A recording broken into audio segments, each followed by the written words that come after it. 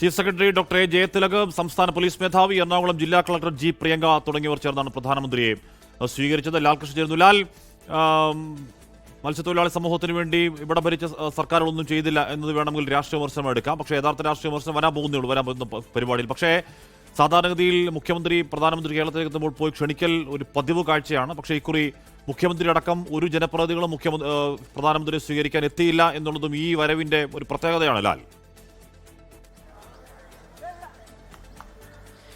ഈ വരവിന് മറ്റൊരു പ്രത്യേകത കൂടി ഉണ്ടല്ലോ. സ്വാഭാവികമായിട്ടും തിരഞ്ഞെടുപ്പ് പടിവാതിൽക്കൽ എത്തി നിൽക്കുന്ന ഒരു സമയമാണ്.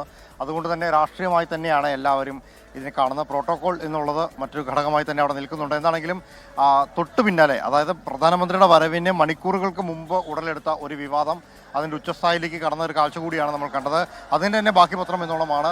ആരും തന്നെ സ്വീകരിക്കാനുണ്ടായിരുന്നില്ല എന്നുള്ള പ്രധാനപ്പെട്ട ഉദ്യോഗസ്ഥരല്ലാതെ ജനപ്രതിനിധികളായിട്ടുള്ള ആരെയും സ്വീകരിക്കാനായി നമ്മളവിടെ കണ്ടില്ല എന്നുള്ളത്. എന്താണെങ്കിലും ധീരവ സഭയുടെ പരിപാടി കഴിഞ്ഞ് മറൈൻ ഡ്രൈവ് ഭാഗത്ത് നിന്ന് പ്രധാനമന്ത്രി ഇപ്പോൾ മടങ്ങിയിട്ടുണ്ട്. ലോകത്തെവിടെയായാലും ഏത് സമയത്തും 24 വാർത്തകളും ഓഗ്മെന്റഡ് റിയാലിറ്റി പാക്കേജുകളും എക്സ്പ്ലെയിനറുകളും വിശദമായി കാണാൻ ഞങ്ങളുടെ യൂട്യൂബ് ചാനൽ നിങ്ങൾക്ക് സബ്സ്ക്രൈബ് ചെയ്യാം.